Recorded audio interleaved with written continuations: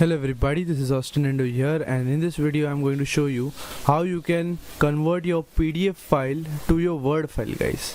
So in the last video I've done the Word to PDF, so I'm going to delete this Word file over here, and this is the PDF file, guys. Now so I'll show you the PDF file. Now this is the PDF file which I have, the sample PDF file. Now I'm going to convert this into my Word file. So what I'm going to do is I'll giving the links in the description below, so please do check it out. So you don't need to search for the links, and just when you go to the link there will be something choose files. You can just choose your files over here and select your directory, or you can just drop your PDF file over here.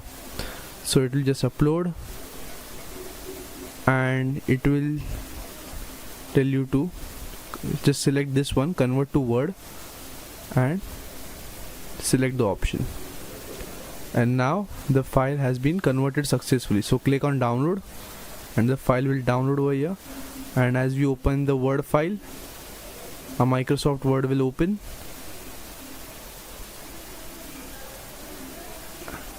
and there you go, guys, there you go.